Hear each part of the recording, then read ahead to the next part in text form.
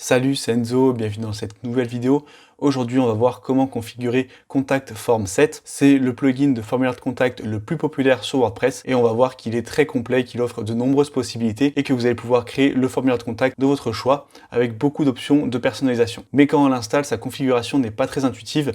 C'est pour ça que je vais vous montrer comment le configurer assez simplement. Et juste avant de commencer, si vous souhaitez recevoir des conseils WordPress exclusifs gratuitement, vous pouvez rejoindre le club WordPress, donc c'est le lien qui se trouve en description. Et maintenant, on va se retrouver sur mon ordinateur et on va installer le plugin Contact Form 7. Hop, ici, je vais taper le nom. On peut voir qu'il y a 5 millions d'installations, donc c'est vraiment un plugin très populaire sur WordPress. Une fois que vous avez activé le plugin, on peut voir qu'on a un nouvel onglet juste ici et on va pouvoir créer notre formulaire de contact. Donc si je clique juste ici, on peut voir qu'on a déjà un formulaire de contact qui a été créé par défaut. C'est un formulaire de contact qui est assez basique. On va juste avoir à rentrer un prénom, un objet, un email et un message.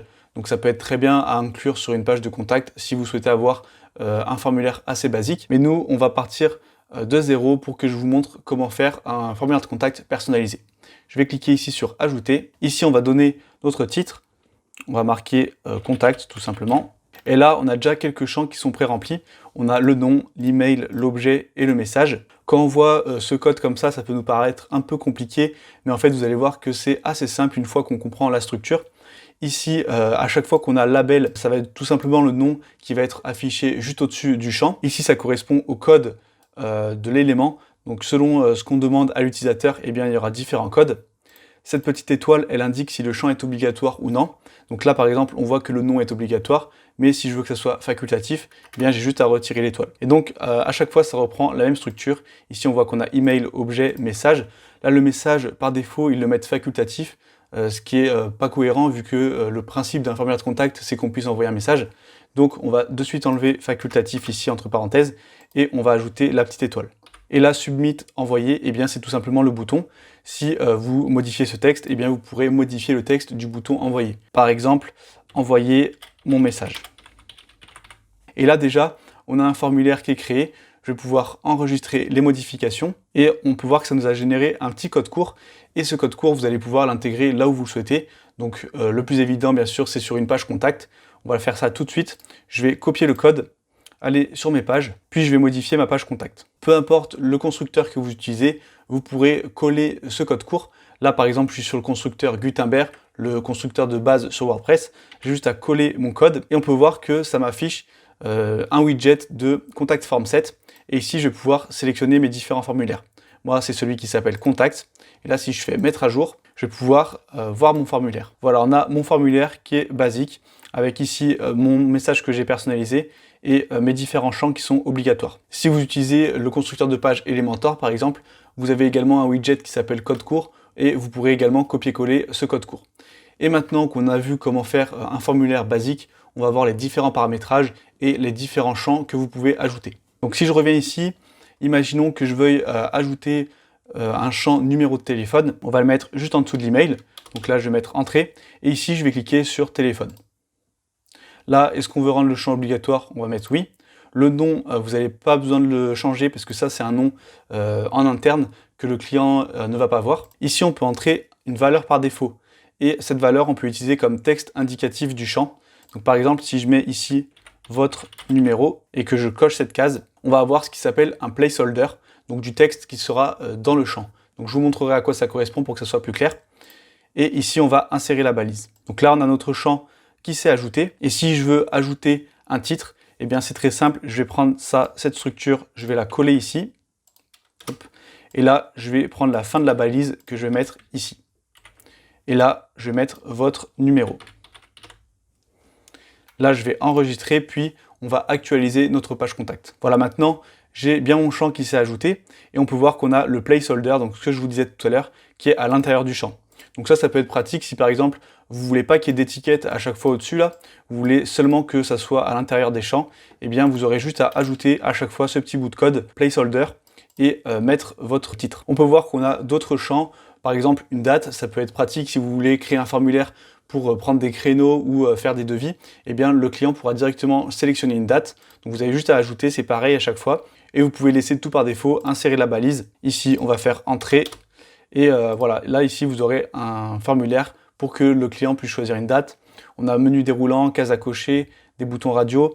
Ici, confirmation, c'est important pour être en accord avec le RGPD. Donc en fait, ça va tout simplement être une case à cocher pour dire que l'utilisateur accepte qu'on traite ses données personnelles. Donc je vais l'ajouter ici. Ici, dans conditions, ça va être le texte qui s'affiche juste à côté de la case à cocher. Par exemple, ici, je vais marquer « J'accepte que mes données personnelles soient traitées ». Donc là, il va falloir mettre un texte qui est conforme au RGPD et insérer la balise. Ici, on a notre balise qui s'est bien ajoutée et je vais enregistrer. Voilà, si j'actualise, on a bien notre case à cocher qui s'est ajoutée. Bon, bien sûr, il faut la mettre tout en bas normalement, donc on va la déplacer. Et un dernier élément qui peut être intéressant, c'est de laisser la possibilité aux visiteurs d'envoyer un fichier. Donc on va cliquer juste ici. Là, on va mettre insérer la balise. Ici, je vais ajouter un titre. Donc, souhaitez-vous envoyer un fichier? Et je ferme la balise juste après mon bouton. Et maintenant, je vais enregistrer puis actualiser mon formulaire. Voilà, donc là, on a un formulaire qui est complet. Ici, il peut choisir d'envoyer un fichier, cocher cette case pour donner son accord pour qu'on traite ses données personnelles, puis envoyer le message. Maintenant, je vais envoyer le formulaire pour que vous voyez ce que ça fait quand on reçoit un message. Voilà, on va cocher cette case, puis envoyer le message. On a un message qui s'affiche. Merci, votre message, il a été envoyé. Donc ça, on va pouvoir le personnaliser. Ça va être ici dans Messages. On a notre panneau avec tous les messages par défaut de l'extension. Donc ça, je vous laisserai le personnaliser, ou vous pouvez laisser les messages par défaut, c'est vous qui voyez. Dans Email, on va pouvoir modifier le format de l'email que vous allez recevoir dès que quelqu'un entre une information dans votre formulaire de contact. C'est pareil, vous pouvez le laisser par défaut. Donc par défaut, ça va envoyer la notification à l'adresse email administrateur avec cet objet, puis dans le corps du mail, eh bien, ça affichera tout simplement le message de l'internaute. Si vous voulez que dans le corps du mail, d'autres champs soient affichés, d'autres champs qui ont été remplis dans le formulaire de contact, eh bien, vous pouvez à chaque fois prendre les petits shortcodes qui sont ici. Là, on voit que je peux ajouter ces deux champs là, mais si par exemple j'avais demandé un numéro de téléphone dans mon formulaire de contact, eh bien, j'aurais un shortcode correspondant que je pourrais copier et coller là où je le souhaite pour qu'il soit inclus dans mon email. Ici, dans Email 2, vous allez pouvoir paramétrer l'envoi d'un email automatique pour dire par exemple que le formulaire a bien été reçu et qu'il recevra une réponse sous 24 heures. Donc pour cela, vous avez juste à cocher cette case et par défaut, on voit que ça l'envoie à l'email de la personne qui a rempli le formulaire de contact, donc c'est très bien. Et là, vous allez pouvoir personnaliser l'objet, par exemple en disant nous avons bien reçu votre message.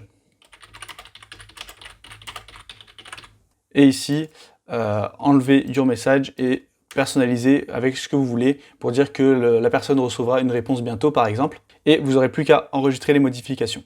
Donc voilà, vous avez un formulaire de contact qui a été créé.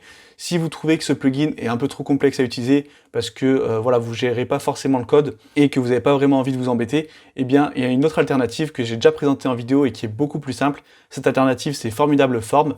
La vidéo, elle s'affiche juste ici et je vous invite à aller regarder si vous souhaitez avoir une alternative plus simple pour créer vos formulaires de contact. C'est la fin de cette vidéo, j'espère qu'elle vous aura aidé à configurer Contact Form 7. Si c'est le cas, n'hésitez pas à liker et commenter pour améliorer son référencement. Si vous n'êtes pas encore abonné à la chaîne, je vous invite à le faire dès maintenant en cliquant juste ici. Et si vous voulez aller plus loin et vraiment développer vos compétences WordPress, eh bien vous pouvez rejoindre gratuitement le club WordPress, c'est le lien qui est en description. Et moi je vous dis à très bientôt pour une nouvelle vidéo.